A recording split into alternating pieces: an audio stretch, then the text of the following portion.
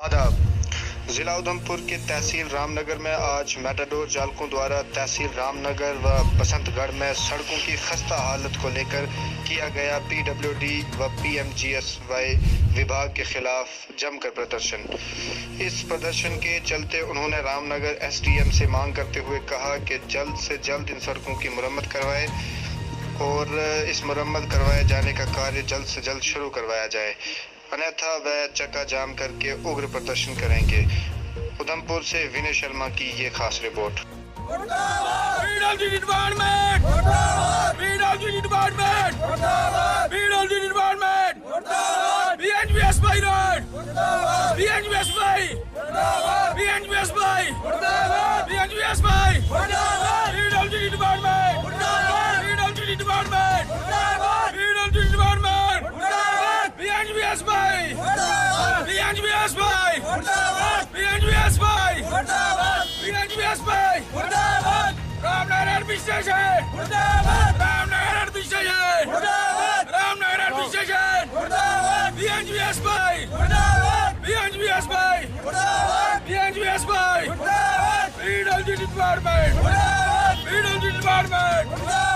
उत्तम Singh metro union president Ramnagar. अज का जो साडा मुद्दा है कि रोड का बारे मुद्दा है साडा जो रामनगर के रोड ने जोड़े बिल्कुल जो खराब हो चुके हैं। इनकी कोई भी रामनगर डिपार्टमेंट जो कोई डिपार्टमेंट जो सुध बुध लेने वाला नहीं है। आज चाहते हैं डिपार्टमेंट की पूछना चाहते हैं कि पिछले दिन भी असें प्रेस कांफ्रेंस की थी, आख्या गया एडमिनिस्ट्रेशन की असें गल जाग कराई गई। जो रोड ने साढ़े रामनगर टू भड़ोल रोड दिखो तुस, रामनगर टू कलमता बसंतगढ़ रोड, जिन्ने रोड तमाम रोड जो साढ़े रामनगर जो बिल्कुल खराब हो चुके हैं। उनका कोई भी संभाल लेने वाला कोई डिपार्टमेंट जो नहीं है। अज भी 4-5 साल हुई है उन्हें रोडें की, जियां तुम दिखी सकते कि उस रोड पर खड्डे पेई चुके हैं। डंगर चलने आस्तै रोड नहीं है कि उस रोड पर अस गड्डियां चलाया करते सारे ड्राइवर लोग।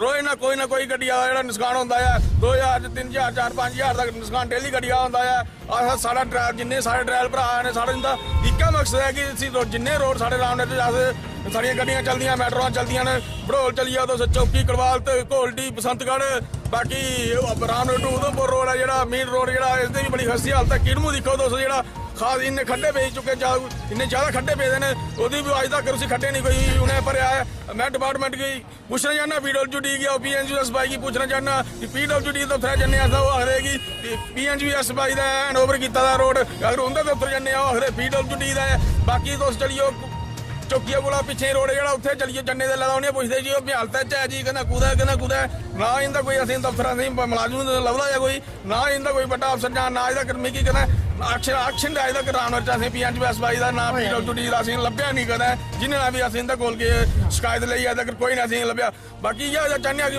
मैं अपने तहसीलदार साहब अग्गे जां एसडीएम साहब अग्गे जां डीसी साहब अग्गे विनती करना कि ਜਿਹੜੇ डिपार्टमेंट ने अपने एक्शन साहब ने जो पीडब्ल्यूडी के या पीएनजीएसवाई के इन्हें अपने को बुलाइए मीटिंग बुलाइए, इनके कन्न खिंचे जान, इन्हें पूछा जा कि इन्हें रोडें क्यों नहीं तुस सुधार क्लियर करते हैं तुस। बाकी जड़ियाँ लुक्कां पेदियां इंदे रोड पर 4 साल तो सारे इंदा टेंडर लुक्का मतलब इन दस्से दा कि मतलब साल भर टेंडर जो लुक्का का इन्हें ठेकेदार जिन्हें ठेकेदारें दिता उन्हें ठेकेदारें क्लियर करना है। जो टेंडर इन्हें लोग गुंदियां तक लुक पाई दिक्कत तो आज की डेट से गुंदियां जाओ तो लुक का नामो निशान नहीं कोई है, ना ही कोई ठेकेदार लभ्या असें कि दोबारा रिपेयर करने आस्तै। जां इन्हें पीडब्ल्यूडी ने डिपार्टमेंट ने इंदे कोला ठेकेदार कोला रिश्वत खद्दी है जां केह् गल्ल है, असें कोई पता इस गल्ल दा नहीं है। अस पुच्छना चाहते हैं कि इन्हें पुच्छो कि इन्होंने ठेकेदार क्यों नहीं ये कम्म रोडें लांदे ने। बाकी साढ़ा इ'यै मुद्दा जल्द कोला जल्द अगर रोड ठीक नहीं होए तो चक्का जाम कर देगे, रोड च सारियां राने दी गड्डियां बंद कर देगे। अगर हफ्ता टाइम दिन्ने अस, हफ्ते दे अंदर जेह्ड़ा खासकर मेन 2-3 रोड न साढ़े भड़ोल रोड है, डोटू रोड है, चौकी कड़वालत रोड है, बसंतगढ़ रोड है, सनेतर रोड है, ये 3-4 रोड ने जो मेन रोड ने इन्हें जल्द कोला जल्द अस एह् नहीं चाहते कि इसलै लुक पौना कोई मौसम नहीं है, पर असें ज्यादा ज्यादा पत्थरें जी भराई पत्थर कैंकरा जी भरवाई की जा।